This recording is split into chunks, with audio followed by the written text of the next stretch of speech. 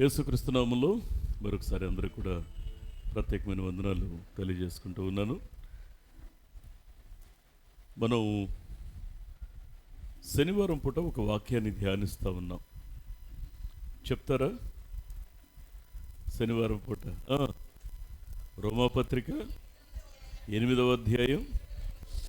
Yes, చదవండి ఒకసారి మాటని. రోమాపత్రిక 8వ అధ్యాయము 28వ వచనాన్ని ఒకసారి మనం చదువుకుందాం. దేవుని ప్రేమించు వారికి అనగా ఆయన సంకల్పము చొప్పున పిలువబడిన వారికి మేలు కలుగుటకై సమస్తమును సమకూడి జరుగుచున్నవని ఎరుగుదుము. కళ్ళు మూసుకుని చిన్న ప్రార్థన చేద్దాం. దయగలిగిన వాడ, మహోన్నతుడా, మరొకసారి మీ పాదాల దగ్గరికి వస్తూ ఉన్నాం. మా ప్రభు, మీ కనికరాన్ని, మీ కటాక్షాన్ని మాకు తోడుగా ఉంచి నీ వాక్యంలో ఉన్న సత్యాన్ని, సంగతిని తెలుసుకోవడానికి మా హృదయంలో ఒక ఆశను మీరు పుట్టిస్తున్నందుకు నీకు స్తోత్రాలు. దేవతనుడైనా మీరు మాట్లాడకపోతే మేము బ్రతకలేం, మీరు మాట్లాడకపోతేనే మేము చెలించలేం, మేము ఫలించలేం. మరొకసారి నీ మాట కోసం పరితపిస్తూ నీ వైపు చూస్తూ ఉన్నాం మా ప్రభు. కనికరించండి, కృప చూపించండి, తోడుగా ఉండి నడిపించమని నీ పాదాలు పట్టుకుంటూ నీ బలమైన చేతుల చాటున మమ్మల్ని దాయమని, దీవించమని, ఆశీర్వదించమని యేసునామములో ప్రార్థించి వేడుకొనుచున్నాం మా పరమ తండ్రి. Amen, amen, amen. ఇక్కడ దేవుని వాక్యాన్ని మనం జాగ్రత్తగా అర్థం చేసుకునేటువంటి ప్రయత్నాన్ని మనం చేసినట్లయితే, దేవుని ప్రేమిస్తే అన్ని సమకూడి జరుగుతాయి.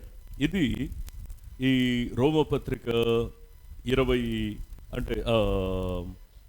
అధ్యాయము 28వ వచనంలో ఉన్న భావం అది. అన్ని సమకూడి జరగాలి అంటే మనం దేవుని ప్రేమించే వారిగా ఉండాలి. ఇక్కడ ఈ విషయం అర్థమైంది. ఇంతకీ అసలు దేవుని ప్రేమించడం అంటే అర్థం ఏంటి? నేను దేవుని ప్రేమిస్తున్నాను అని మరి నిర్ధారించబడడానికి, రుజువు పరుచుకోవడానికి నిజంగా సూచనలు ఏంటి అంటే ఎలాంటి స్థితి మనకు కలిగి ఉండాలి? ఇక్కడ మనం కొన్ని పాయింట్స్ చూసాం. నెంబర్ 1, ఆశ్రయించేవారిగా ఉండాలి, దేవుణ్ణి ఆశ్రయించేవారిగా ఉండాలి. రెండవది, భయభక్తులు కలిగి ఉండాలి. దేవుని యందు ఆయన్ని నేను ప్రేమిస్తున్నాను అంటే ఒకటి ఆశ్రయించే వ్యక్తిగా ఉండాలి. ఆయన్ని నేను ప్రేమిస్తున్నాను అంటే ఖచ్చితంగా ఆయన యందు భయభక్తులు కలిగి ఉండాలి. మూడవది ఉంది, చూసారు, ప్రియమైన పిల్లల్లా ఉండాలి. అంటే నేను ఎలా బ్రతికితే నా దేవునికి నచ్చుతుందో ఆ ప్రకారంగా బ్రతకడం, నేను ఎలా జీవిస్తే నా దేవునికి నచ్చుతుందో ఆ ప్రకారంగా జీవించడం. అంటే నా బ్రతుకులో ఉండకుండా నేను జాగ్రత్త పడడం, ఆయనకు నచ్చంది నేను తలంచకుండా, తాకకుండా, నేను జీవితంలో తడబడకుండా నమ్మకంగా బ్రతకడం అవసరం. అందుకే వాక్యాన్ని మనం జాగ్రత్తగా అర్థం చేసుకుంటే ఆయనకు ప్రియమైన పిల్లలుగా బ్రతకడమే మరి ఇది కూడా ఒక ప్రాముఖ్యమైన అంశం. నేను దేవుని ప్రేమిస్తున్నాను అనడానికి ఒక రుజువు.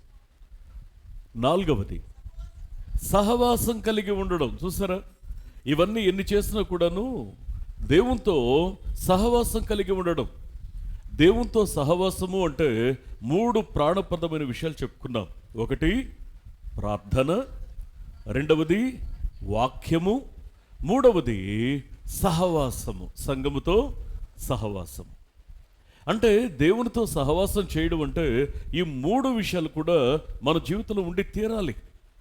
దేవుని ప్రేమిస్తున్నావు అనడానికి, ఏమండి నాకు దేవుడు అంటే చాలా ఇష్టం, కానీ నేను ఎందుకో దేవుని సన్నిధికి ఎక్కువగా రాలేకపోతున్నాను, గడపలేకపోతున్నానంటే something is wrong in you.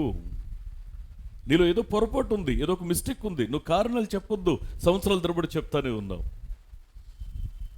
దాన్ని అధిగమించాలి, పోరాడాలి, నిందపడాలి, దాన్ని అధిగమించాలి. అందుకే ఇక్కడ వాడుతున్నటువంటి మాటలు మనం చూస్తే ఆయనతో సహవాసం కలిగి ఉండడానికి ప్రార్థన, వాక్యము, సహవాసము ఎంతవరకు మనం కలిగి ఉన్నామన్న విషయాన్ని మనం జాగ్రత్తగా పరిశీలన చేసుకోవాలి.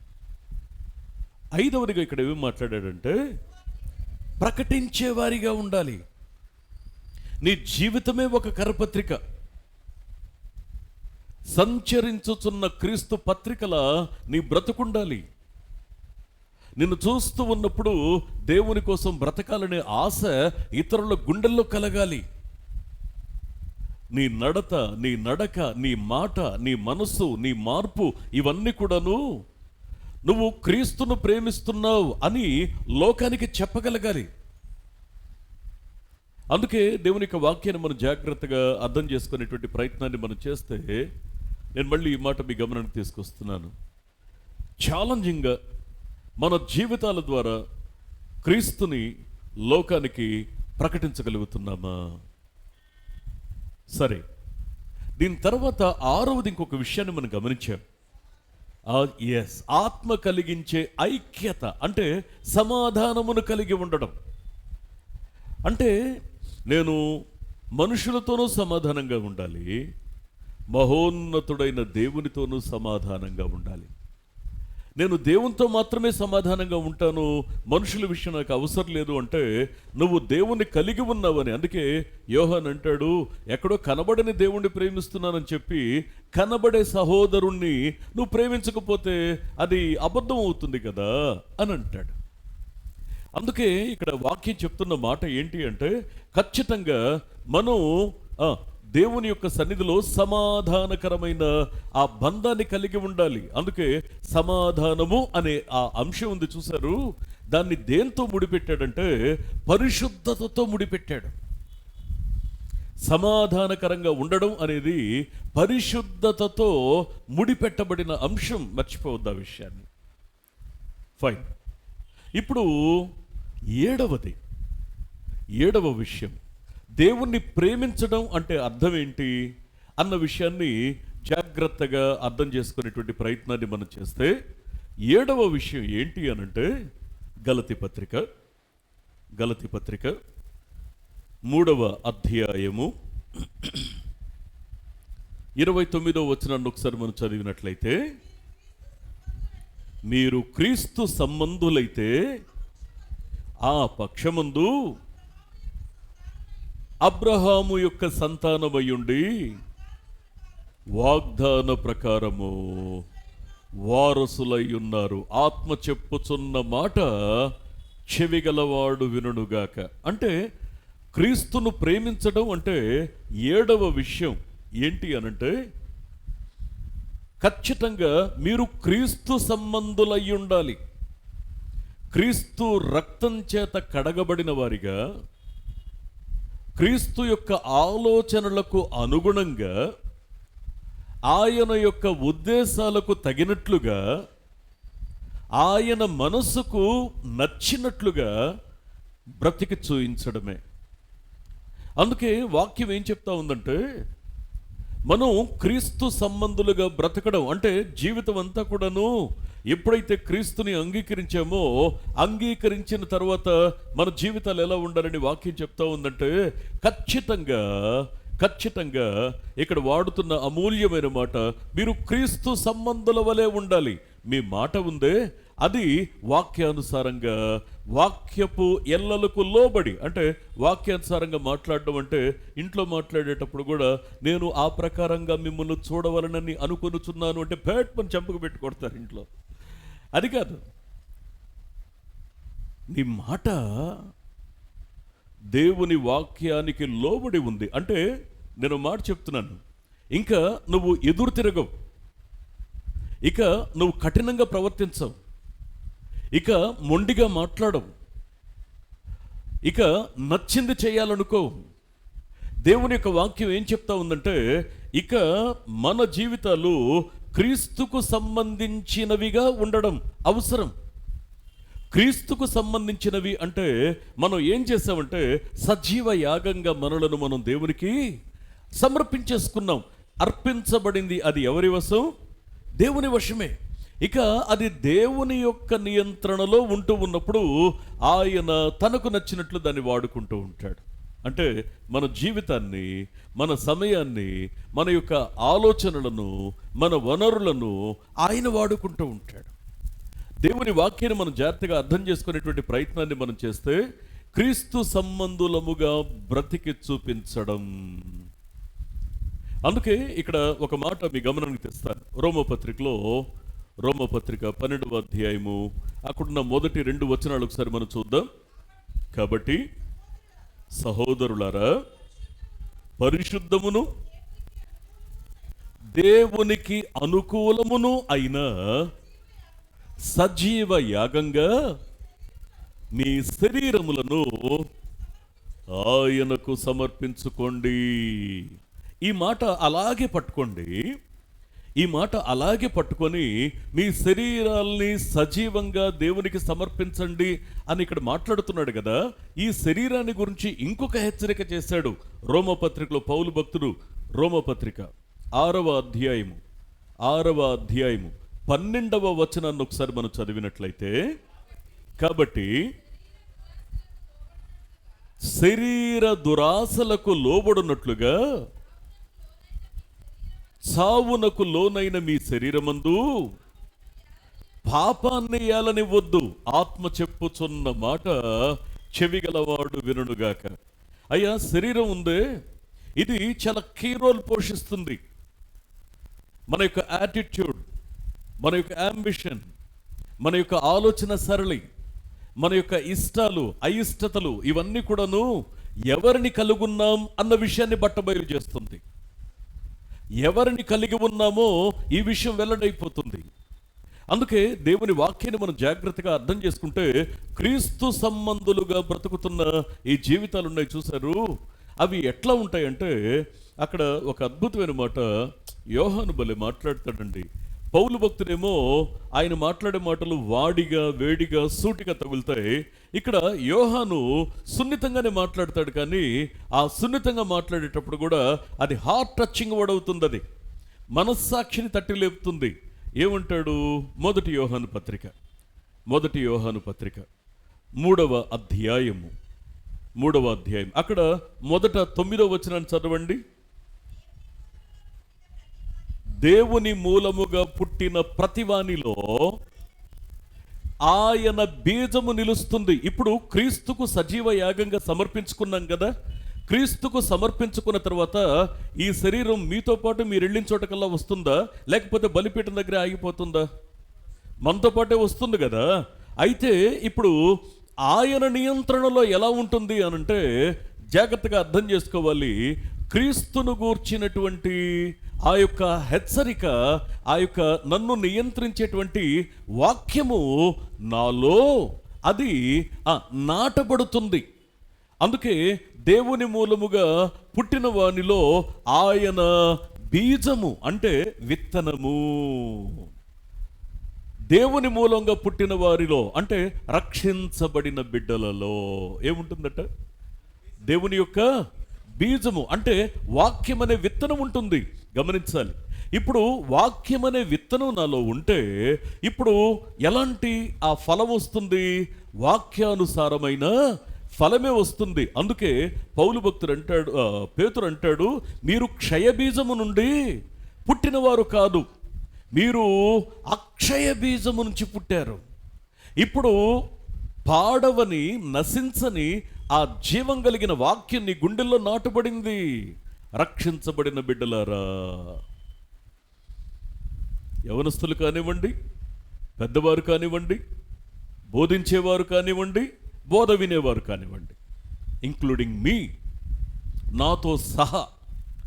ఇక్కడ వాక్యం ఏం చెప్తా ఉందంటే, ఖచ్చితంగా దేవుని యొక్క వాక్యాన్ని మనం అర్థం చేసుకునే ప్రయత్నాన్ని మనం చేస్తే ఇక్కడ అంటాడు ఒక అద్భుతమైన మాట. అయ్యా, ఆయన బీజం నీలో నిలిచి ఉందా లేదని పరీక్ష చేసుకో. ఇప్పుడు ఆయన బీజం నీలో నిలిచి ఉంటే నువ్వు సజీవ యాగంగా నువ్వు సమర్పించావుగా. నువ్వు ఆఫీస్కి వెళ్తున్నావు, నీ శరీరం ఆఫీస్కి వచ్చింది. నువ్వు క్యాంపుకు వెళ్తున్నావు, నీ శరీరం క్యాంపుకు వచ్చింది. నువ్వు మార్కెట్కి వెళ్తున్నావు, నీ శరీరం మార్కెట్కి వచ్చింది. కానీ నువ్వు అన్యజనుల్లోకి వెళ్ళావు, నీ శరీరం నీతో పాటే అక్కడికి వచ్చింది. కానీ ఈ శరీరం సహజ తత్వం ఏంటంటే శరీరానుసారమైన మనసు దేవునికి విరోధమై ఉన్నది. అది దేవుని ధర్మశాస్త్రానికి లోబడదు. అది సహజమైన తత్వం. కానీ ఎప్పుడైతే సజీవ యాగంగా సమర్పించుకున్న తర్వాత ఆయన సజీవమైన అక్షయమైన వాక్యమనే విత్తనం నా గుండెల్లో నాటబడిందో, వాక్యమనే విత్తనం నాటబడిన తర్వాత నన్ను నియంత్రించేది, విత్తనానికి ఒక తత్వం ఉంటుందండి, గుర్తుపెట్టుకోండి. విత్తనానికి ఒక తత్వం ఉంటుంది. ఫలాలు పైకి కనబడతాయి, వేర్లు లోపలికి చొచ్చుకుపోతాయి. వాక్యాన్ని గూర్చినటువంటి ఆ వేరు నీ నరనరాల్లో నిన్ను నియంత్రించేదిగా అది విస్తరిస్తుంది, అది పాకిపోతుంది. దాన్ని పెకిలించడం సాతాను వల్ల కూడా కాదు. అందుకే వాక్యం సెలవిస్తూ ఉన్నటువంటి సత్యం ఏంటి అనంటే, ఖచ్చితంగా గమనించాలి, దేవుని వాక్యం అనే విత్తనం మనలో నాటబడి ఉన్నప్పుడు ఆ నాటబడిన వాక్యం మన యొక్క అంతరంగంలో అది ఎలాంటి కార్యం జరిగిస్తుంది అంటే, దేవునికి అనుకూలమైన పైరు ఫలించేలా. నేను అందుకే పదే హెబ్రీ పత్రికలో ఈ మాటను మీ గమనానికి తెస్తాను. హెబ్రీ పత్రిక 6వ అధ్యాయము 7-8 వచనాలు ఒకసారి మనం చూద్దాం. ఎట్లనగా భూమి తన మీద తరచుగా కురియు వర్షమును త్రాగి ఎవరి కొరకు వ్యవసాయము చేయబడునో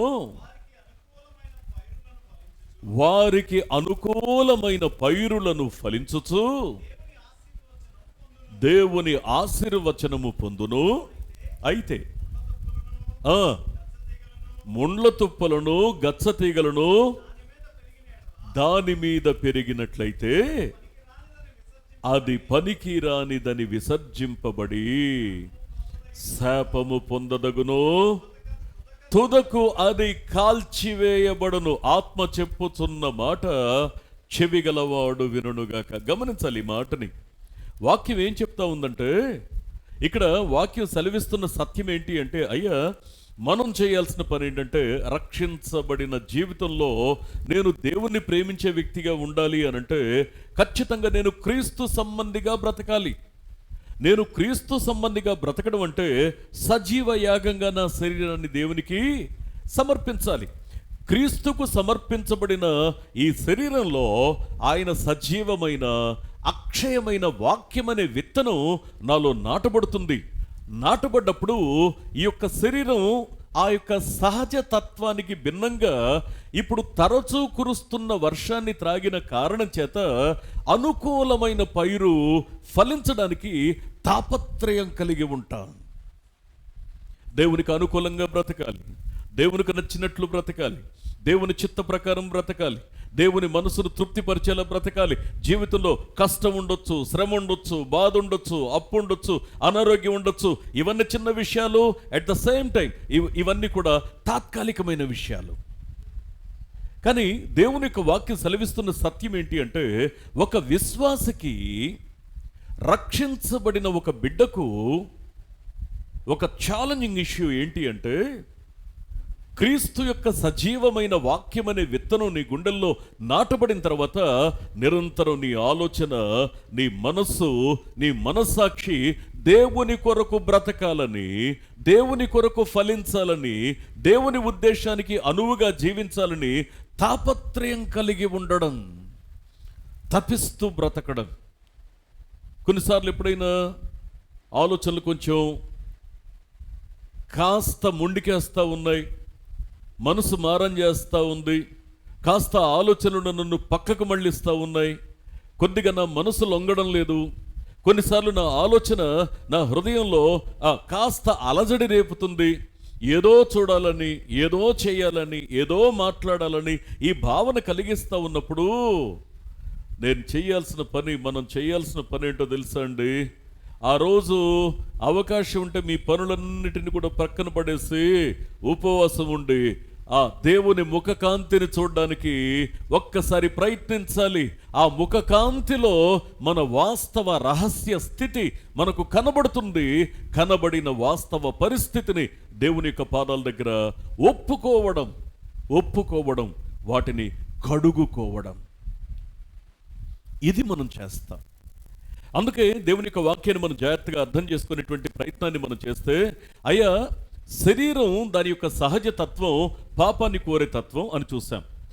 శరీరము పాపం కోసం పరితపిస్తుంటుంది. నీ శరీరాన్ని పాపాన్ని దాని యొక్క ఆలోచనను నెరవేర్చే సాధనాలుగా నువ్వు ఉండనివ్వద్దు. దేవుని యొక్క సన్నిధిలో సజీవ యాగంగా నీ శరీరాన్ని దేవునికి సమర్పించాలి. నేను మాట చెప్పిన మళ్ళీ ఒకసారి రోమపత్రిక 12వ అధ్యాయము 2వ వచనాన్ని ఒకసారి మనం చూసినట్లయితే, చూసారా, ఎప్పుడైతే దేవుని వాక్యం అనే విత్తనం మన గుండెల్లో నాటబడిన తర్వాత నీ యొక్క యాటిట్యూడ్ మారిపోతుంది, నీ యొక్క బాధ్యతలు మారిపోతాయి, నీ ఆలోచన విధానం మారిపోతుంది. ఏమంటాడంటే, మళ్ళీ చదువునాను ఆ మాటని, ఈ లోక సంబంధమైన మర్యాదను ఎవరిని తృప్తిపరచడానికి నువ్వు చెయ్యవు. ఏం లేదండి, నేను కనీసం ఊరికే అట్లా దండవన్న పెడితే ఆయన తృప్తి పడతాడని. ఆయన మా పై బాసు, మా సారు. నీకు ఆయన కంటే పైన ఇంకో బాస్ ఉన్నాడబ్బా, ఆయన కంటే పైన ఒక బాస్ ఉన్నాడు.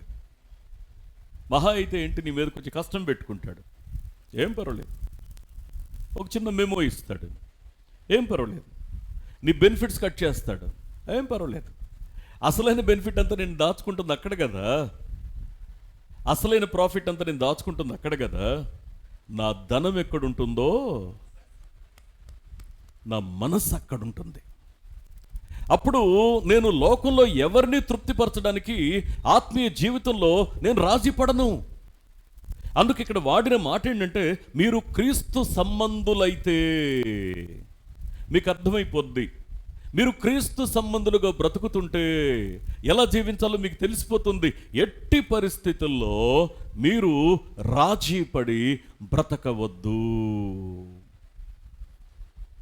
కొన్నిసార్లు నలుగురిని కలుసుకున్నప్పుడు, నలుగురిలోకి వెళ్ళినప్పుడు, కొన్నిసార్లు వాళ్ళు ఏమైనా అనుకుంటారు, కొన్ని పనుల్లో మనం ఇన్వాల్వ్ అయితే, ఏదో పెళ్ళిళ్ళకో లేకపోతే ఇంకో కార్యక్రమానికో, ఏదో మంచి చెట్లు ఉంటాయిగా, బంధువుల్లోకి వెళ్తాం కదా. వెళ్ళినప్పుడు వాళ్ళు ఏమైనా అనుకుంటారేమోనని కొన్నిట్లో మనం ఇన్వాల్వ్ అవుతూ ఉంటే, కొద్దిమంది అన్యులు వచ్చి అడుగుతారు, అదేంటి నువ్వు ప్రార్థన చేస్తున్నావని విన్నానే, నువ్వు ఇలాంటి పని చేయడం ఏంటి, నువ్వు ఇట్లా చేస్తావని నేను అనుకోలేదే. అబ్బే వద్దు, నువ్వు వెళ్ళి కూర్చోపో. సిగ్గుతో తలంచుకోవాలి అక్కడ మనం. అందుకే ఇక్కడ వాక్యం సెలవిస్తున్న సత్యం ఏంటి అంటే, నువ్వు క్రీస్తు సంబంధివైతే సజీవ యాగంగా నువ్వు సమర్పించుకుంటావు. నువ్వు సమర్పించుకుంటే సత్యమే అయితే మనుషులను సంతోషపెట్టేటువంటి విషయంలో ఆత్మీయ జీవితంలో రాజీ పడవు.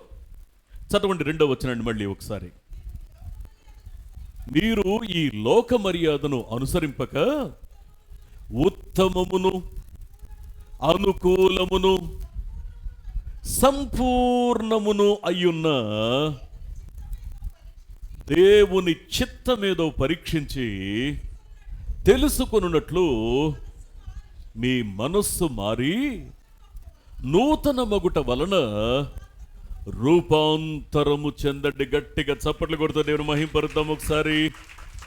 వాక్యం ఏం చెప్తా ఉందంటే, ఉత్తమమును అనుకూలమును సంపూర్ణమునయున్న దేవుని చిత్తమేదో ముందు నువ్వు దాన్ని తెలుసుకోవడానికి ప్రయత్నించు. దేవా, నేను ఇలా చేయడం కరెక్టేనా?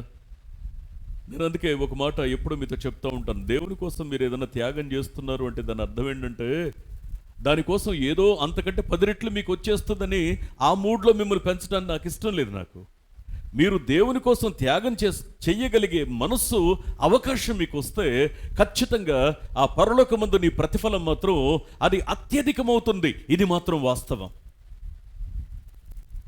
నలుగురిలో కొన్నిసార్లు నువ్వు తలదించుకోవాల్సిన పరిస్థితి దేవుని బట్టి, దేవుని అంగీకరించిన కారణంగా ఒకవేళ నీకు వస్తే నువ్వు గుర్తుపెట్టుకో, ఖచ్చితంగా పరలోకమందు నీ ప్రతిఫలము అధికమవుతుంది.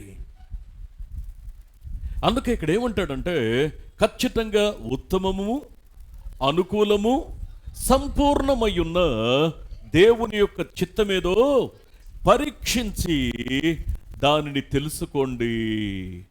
తెలుసుకున్న తర్వాత ఏం చేస్తారంటే అక్కడితో ఆగిపోవద్దు. చాలామంది అక్కడితో ఆగిపోతారు. కానీ అక్కడితో ఆగకుండా చేయాల్సిన పని ఏంటంటే రూపాంతరము చెందండి. వాక్యం నీ గుండెల్లో నాటబడింది కదా, వాక్యం నీ మనసును తాకింది కదా, వాక్యం నీ హృదయంలో చొచ్చుకొని వెళ్ళింది కదా, నీ హృదయాన్ని ప్రాణాత్మలను మూలుగును అది శోధించేంత మట్టుకు దూరుతూ లోపలికి వెళ్ళింది కదా. ఇప్పుడు దేవుని యొక్క వాక్యం నీ మనస్సాక్షిని రేపి ఏమైతే మాట్లాడిందో దానికి అనుకూలంగా బ్రతకడానికి రూపాంతరము చెందండి. అంటే ఒక గొంగళి పురుగు సీతాకోక చిలుకలా మారినట్లుగా. ప్రియ స్నేహితులరా, మార్పు చెందిన తర్వాత ఆ గొంగళి పురుగు, ఎవరన్నా గొంగళి పురుగును పెంచుకుంటారండి? ఆ చిన్న బాక్స్లో ఒక 4-5 గొంగళి పురుగులు పోగు చేసి వాటిని కాలేజీకో స్కూల్కో వెళ్ళేటప్పుడు ఆ డబ్బాలో వేసుకుని వెళ్ళి పక్కన ఫ్రెండ్స్కి చూపించి, మీ టీచర్కి చూపించి, భోంచేసేటప్పుడు దాన్ని ఓపెన్ చేసి దానికి ఒక 2 మెతుకులు వేసి మీరు కూడా తింటారు. ఒకవేళ అది ఏదైనా మిగిలిస్తే ఆ మిగిలించింది కూడా వేస్ట్ చేయటం ఎందుకని మనం అంత పద్ధతిగా ఉంటుందా కదా? ఎందుకంటే గొంగళి పురుగు అంటే మనకు ఒక అభిప్రాయం ఉంది. ఈ గొంగళి పురుగు అంటే అది శరీరం మీద పాకితేనే దద్దుర్లు వచ్చేస్తాయి. అసలు కొంతమంది దాన్ని చూస్తేనే అసలు ఒళ్ళంతా ఎదిలించేసుకుంటారు.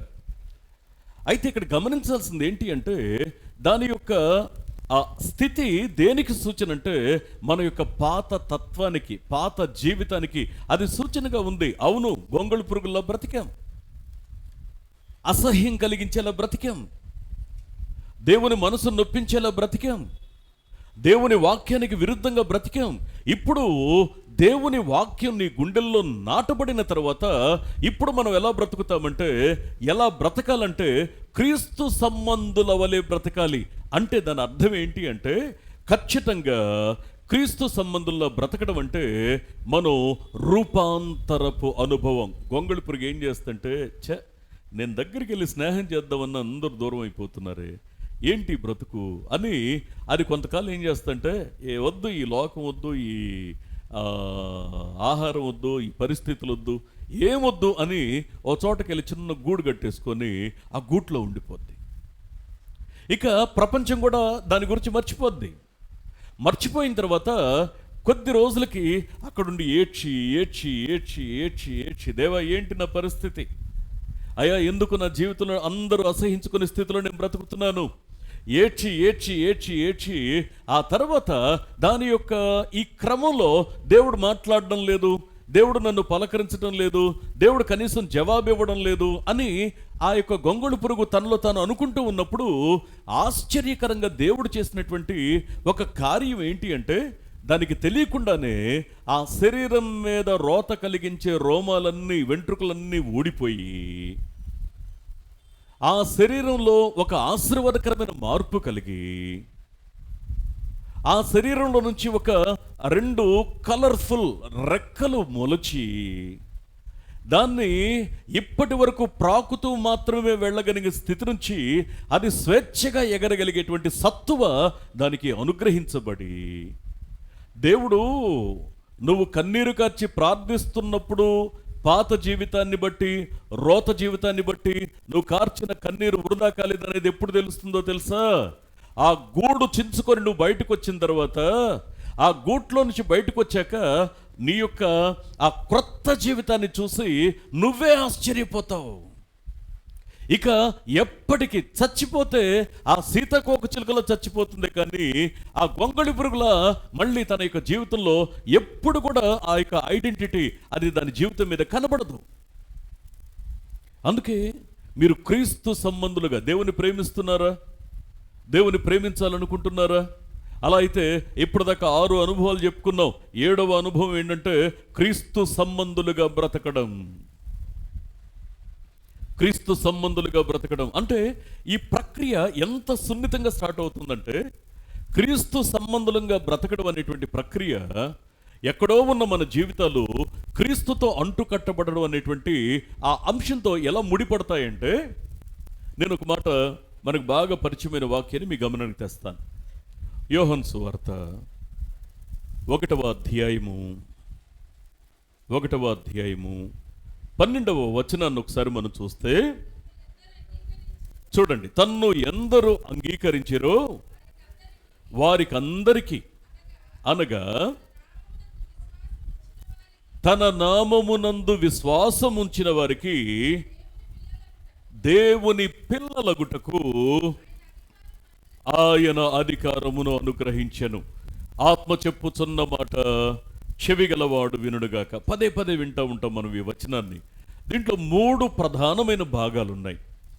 నెంబర్ 1 భాగం ఏంటి అంటే, ఎందరూ తన్ను అంగీకరిస్తారో, అంగీకరించడం, రక్షించబడిన బిడ్డలు.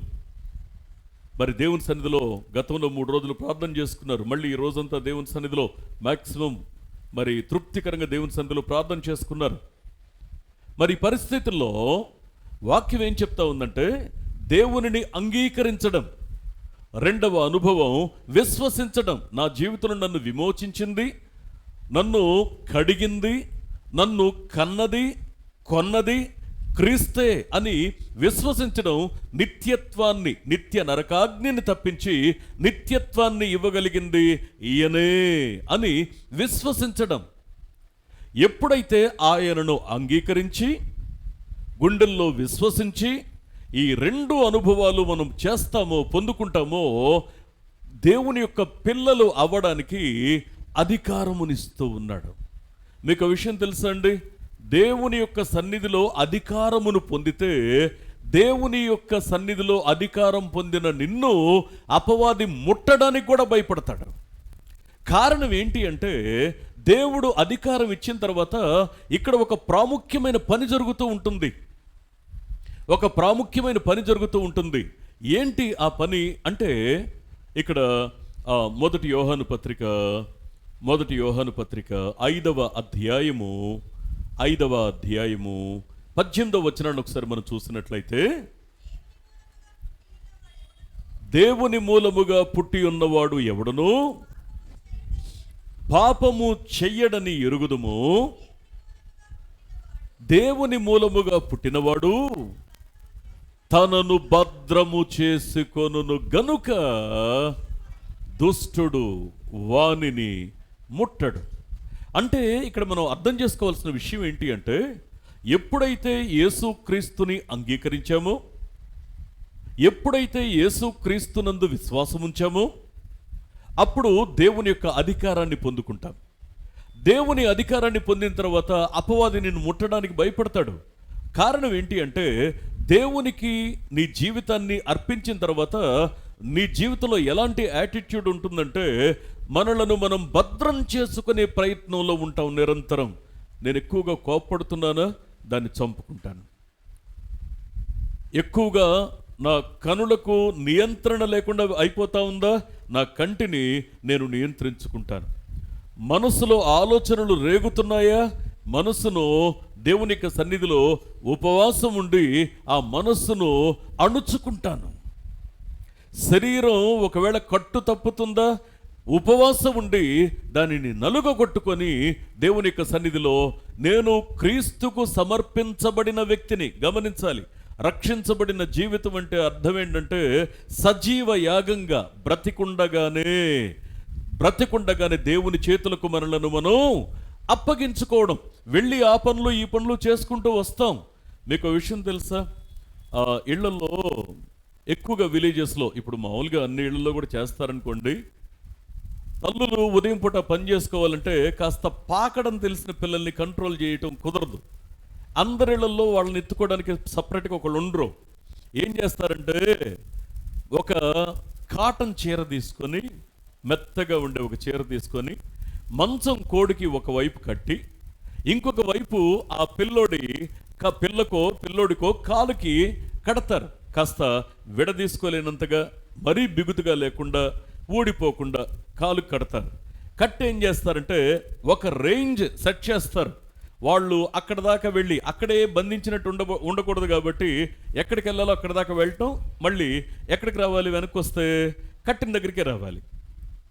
మళ్ళీ ఇటు ఆ బొమ్మలు తీసుకోవడానికి, ఈ తినుబండారులు తీసుకోవడానికి అటు ఇటు తిరిగినా ఈ కట్టిన దాంతో బంధం తెక్కకుండా ఉన్నంత వరకు ఆ పిల్లల వల్ల ప్రాబ్లం లేదు.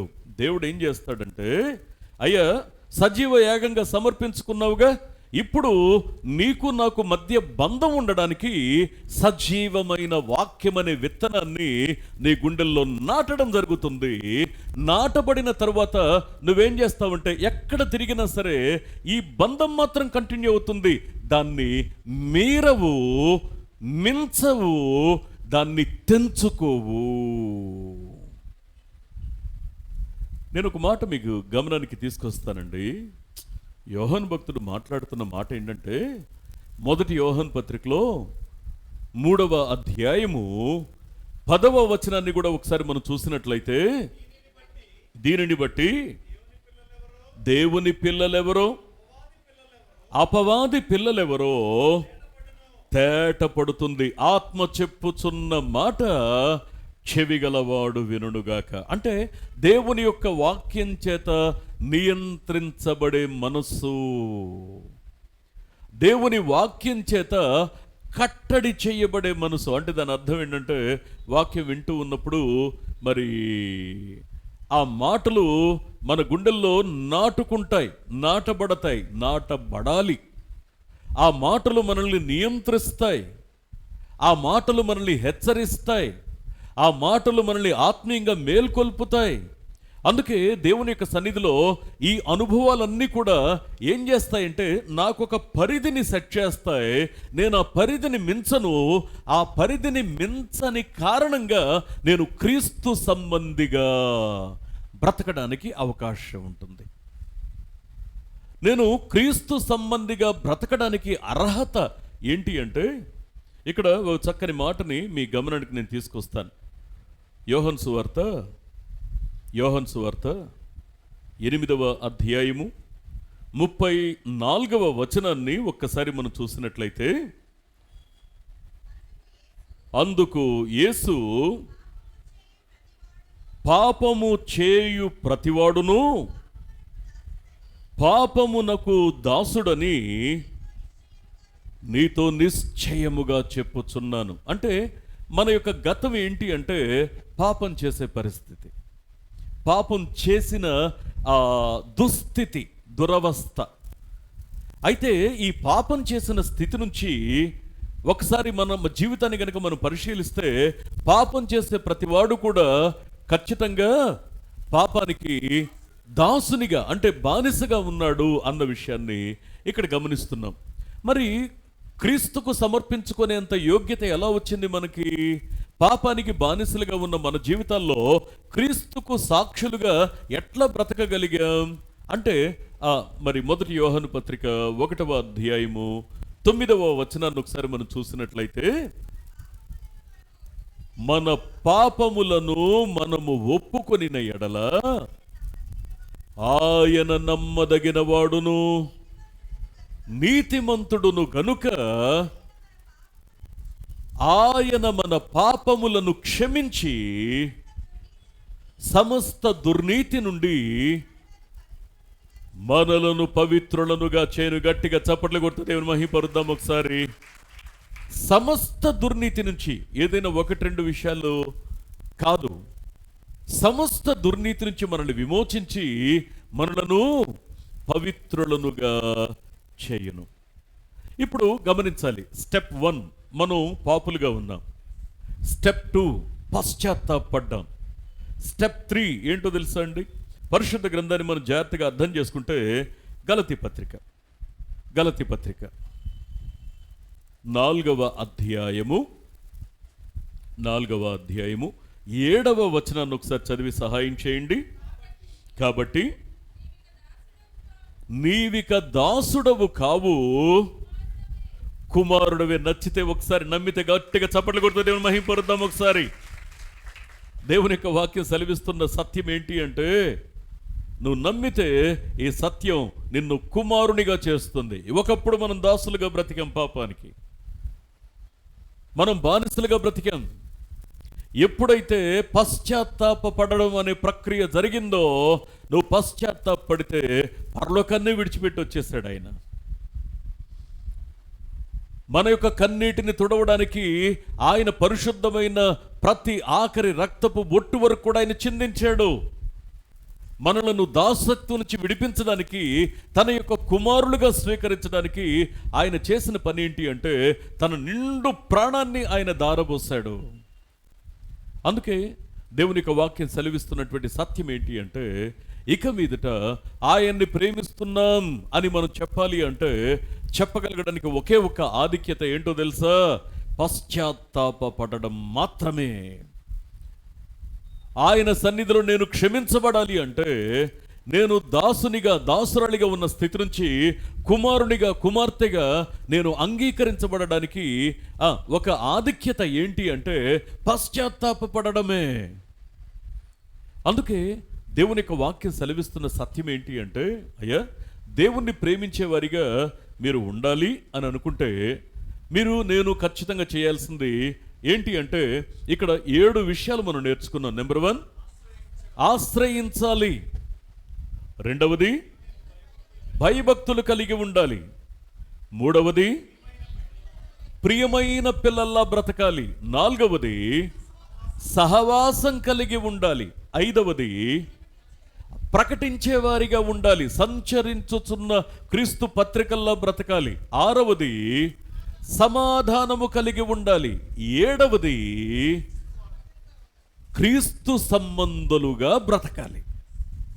ఎప్పుడైతే క్రీస్తు సంబంధిగా బ్రతకడానికి నిశ్చయించుకుంటామో ఈ యొక్క నిర్ణయం, ఈ యొక్క నిశ్చయత మనలను దాసులుగా కాకుండా ఆయన యొక్క పిల్లలుగా మారుస్తుంది.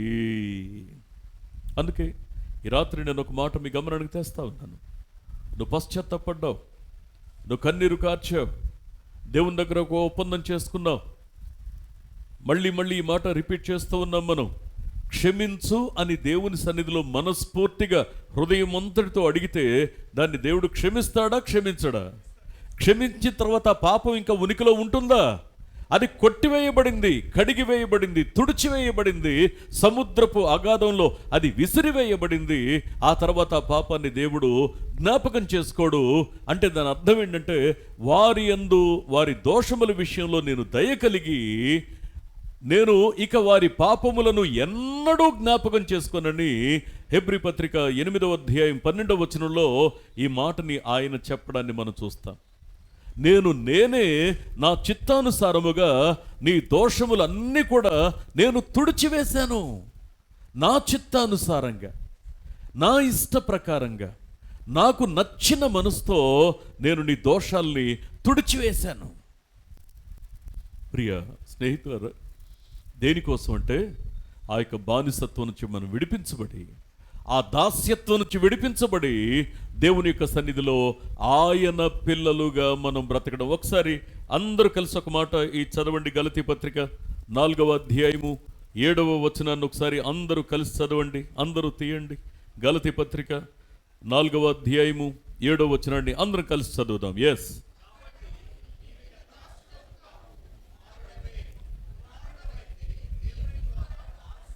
గట్టిగా చప్పట్లు కొడుతూ దేవుని మహింపడదామండి ఒకసారి. నువ్వు కుమారుడు అవ్వడం ద్వారా దేవుడు నీకు ఇచ్చే ఆధిక్యత ఏంటో తెలుసా? దాస్యత్వం నుంచి క్షమించి కుమారత్వం ఇచ్చాడు. ఆయన పిల్లలుగా చేసుకున్నాడు. ఆయన పిల్లలుగా చేసిన తర్వాత ఆయన ఏమిస్తున్నాడో తెలుసా? నీకు వారసత్వాన్ని ఇస్తున్నాడు. నిత్యత్వాన్ని స్వతంత్రించుకునే హక్కును నువ్వు నిశ్చయంగా పొందుకుంటున్నావు. ఇదంతా దేన్ని బట్టో తెలుసా అండి? మనం క్రీస్తు సంబంధులుగా బ్రతకడం ద్వారా. క్రీస్తు సంబంధులుగా బ్రతకడం అంటే ఏంటో కొన్ని విషయాలు మాత్రం మనం నేర్చుకున్నాం. అందుకే ఒక్కసారి, దేవా నేను క్రీస్తు సంబంధిగా బ్రతికితే నా యొక్క ఆలోచన, మనసు, నా యొక్క తత్వం, వ్యక్తిత్వం, భక్తి జీవితం, బహిరంగ జీవితం, రహస్య జీవితం, ఇవన్నీ కూడాను నీ వాక్యానుసారంగా, నీ వాక్యపు ఎల్లలకు లోబడి అవి ఉండాలి అని నీ వాక్యం ద్వారా సెలవిచ్చావు. మరి నేను నిలవగలనా? నేను గెలవగలనా? నేను ఒంటరిగా ఈ పరిస్థితిని అధిగమించగలనా అంటే వాక్యం ఏం చెప్తా ఉందంటే, సజీవ యాగంగా సమర్పించుకున్నావుగా. సజీవ యాగంగా సమర్పించుకున్న కారణం చేత దేవుడు నీకు ఒక అద్భుతమైన బహుమానం ఇస్తున్నాడు. నిరంతరం నువ్వు స్టేబుల్గా ఉండడానికి, నిలకడగా ఉండడానికి దేవుడు ఏం చేస్తున్నాడంటే, సజీవమైన, ప్రశస్తమైన, మరి వాక్యమును నీ గుండెల్లో నాటుతున్నాడు. ఈ వాక్యం నిన్ను లీడ్ చేస్తుంది, ఈ వాక్యం నిన్ను మేల్కొల్పుతుంది, ఈ వాక్యం నిన్ను అదుపు చేస్తుంది, ఈ వాక్యం నిన్ను హెచ్చరిస్తుంది, ఈ వాక్యం నిన్ను సంరక్షిస్తుంది, ఈ వాక్యం దేవునితో సహవాసం చేసేలా చేస్తుంది, ఈ వాక్యం లోకంలో ఉన్న మలినం నుండి తప్పించుకునేలా నీకు శక్తినిస్తుంది. ఈ వాక్యమే సంరక్షిస్తుంది. ఈ వాక్యమే నిత్యత్వంలో ఆయన ఇచ్చే వారసత్వాన్ని స్వతంత్రించుకోవడానికి అనువుగా నిన్ను తర్పీదు చేస్తుంది అని వాక్యం సెలవిస్తూ ఉంది. ప్రియ స్నేహితులారా, ఈరోజు రాత్రి దేవుని సన్నిధిలో దేవా, క్రీస్తు సంబంధులుగా బ్రతకడం అది ఎంత అవసరమో నువ్వు చెప్పావు. నేను గ్రహించాను. నేను నిలబడగలనా? ఇక ఆ అనుమానం నాకు లేదు. కారణం ఏంటంటే నిరంతరం బండి నడవాలంటే ఏం కావాలండి? దానికి కావాలి కదా పెట్రోల్. ఎప్పుడు కూడా గేజ్ చూసుకుంటూ ఉంటాం, మనం గేజ్ చూసుకుంటూ ఉంటాం. పెట్రోల్ అయిపోయింది అనుకోండి, నేను పలానా దూరం వెళ్ళాలి, అంత దూరం వెళ్ళాలి. వెళ్ళేటప్పుడే దానికి ముందు ఆయిల్ కొట్టించేసుకుంటాం, పెట్రోల్ కొట్టించుకుంటాం, తర్వాత గాలి ఉందో లేదో చెక్ చేసుకుంటాం, అవసరమైనటువంటి ఇంజిన్ ఆయిల్ చూసుకుంటాం.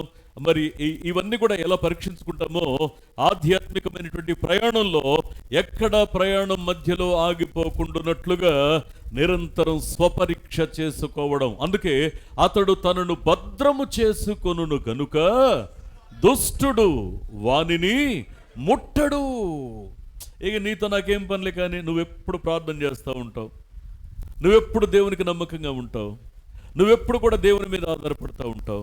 ఏదన్నా చిన్న విషయంలో ప్రేరేపించి కొంచెం నీ మనసుని కదిలించగలిగానని నేను తృప్తిపడే లోపే నువ్వు వెంటనే వెళ్ళి దేవుని పాదాల మీద పడిపోతావు, వెంటనే వెళ్ళి దేవుని దగ్గర పశ్చాత్తాపడతావు. నీతో పెట్టుకునే కంటే ఈ లోపు నేను ఒక 100 మందిని బయట సంపాదించుకోవచ్చని ఒకవేళ నిన్ను మధ్యలో విసురుతూ ఉంటాడు గాలాన్ని. కొన్నిసార్లు ఎప్పుడైతే దేవునితో సరైన బంధాన్ని మనం కలిగి ఉంటామో ఖచ్చితంగా అపవాది నీ జోలికి రాకుండా వాడు పారిపోతాడు. అందుకే దేవుని వాక్యాన్ని మనం జాగ్రత్తగా అర్థం చేసుకునే ప్రయత్నాన్ని మనం చేస్తే మనం చేయాల్సినటువంటి అమూల్యమైన పని ఏంటంటే క్రీస్తు సంబంధులంగా బ్రతకడానికి ప్రతిష్ఠించుకోవడం. ఒకసారి మనం ప్రార్థన చేసుకుందామా? ఒక్కసారి దేవా, నేను క్రీస్తు సంబంధిగా నేను నిన్ను తృప్తిపరిచేలా బ్రతుకుతున్నానా? నిన్ను తృప్తిపరిచేలా నేను జీవించగలుగుతున్నానా? నిన్ను తృప్తిపరిచేలా నేను బ్రతుకుతున్నానా? ఒకసారి అందరం కూడా పరీక్ష చేసుకుంటూ మనం ఒక చిన్న ప్రార్థన చేద్దాం. ప్రతి ఒక్కరూ కూడా నిండు హృదయంతో నిండు మనసుతో మనం ప్రార్థించుకునేటువంటి ప్రయత్నాన్ని మనం చేద్దాం. ఏమాత్రం తడవు చేయకుండా, అయ్యా నా శరీరం బలహీనమైందే, మనసు కూడా బలహీనమైందే, అయ్యా నాలో ఉంచిన నీ యొక్క ఆత్మ అదెక్కడ కృంగిపోకుండా నిరంతరం వాక్యం చేత దాన్ని బలపరుచుకునే అలవాటు వాడుక నాకు దయచేయమని దేవుని అడుగుదాం. సజీవ యాగంగా మనల్ని మనం దేవునికి సమర్పించుకున్నప్పుడు ఆయన అక్షయమైన వాక్యం అనే విత్తనం మన గుండెల్లో నాటబడ్డప్పుడు, తరచుగా కురియుచున్న వర్షాన్ని త్రాగి అనుకూలమైన పైరును మనం ఫలిస్తూ ఉన్నప్పుడు, దేవునిని సంతోషపరిచేలా మనం బ్రతకడానికి మనలను మనం భద్రపరుచుకునేటప్పుడు కృపగలిగిన దేవుని ఆశీర్వాదం మన జీవితంలో దాస్యత్వపు సంఖ్యలను తెంచి నిన్ను నన్ను కుమారులుగా కుమార్తెలుగా చేస్తుంది. కుమార్తెలైనటువంటి మన బ్రతుకులో ఆయన వారసత్వాన్ని కలిగిస్తాడు. దానికి సరిసమానంగా ఈ లోకంలో ఏది లేదన్న సత్యం తెలుసు కదా. ఒకసారి మనం ప్రార్థన చేద్దాం. అయ్యా, నీ యొక్క ఉద్దేశానికి తగినట్లు నేను బ్రతకడానికి సహాయం చేయి. అయ్యా, నేను ఎక్కడ ఓడిపోను ప్రభువా. ఎందుకు అంటే ఇప్పుడు నేను ఒంటరిని కాదు. ఆ గొంగళి పురుగు జీవితాన్ని నేను విడిచిపెట్టేశాను. అయ్యా, ఆ రోత పాత జీవితాన్ని నేను విడిచిపెట్టేశాను. ఇక నాకు అది వద్దు అని విసిరివేశాను. అయ్యా, నీ వాక్యం చేత నన్ను బలపరచు, నీ మాట చేత నన్ను హత్తుకో. అయ్యా, దాస్యత్వం నుంచి విడిపించి నన్ను కుమారుడిగా కుమార్తెగా స్వీకరించావు. నీకు స్తోత్రాలని నిండు మనసుతో ఒకసారి మనం ప్రార్థన చేసుకుందాం. ప్రతి ఒక్కరు కూడా నోరు తెరిచి ఒకసారి మనం ప్రార్థన చేద్దాం. నోరు తెరిచి ఒకసారి మనం ప్రార్థన చేద్దాం. ఎవరు మౌనంగా ఉండొద్దు. ఇది ప్రత్యేకమైన శనివారం.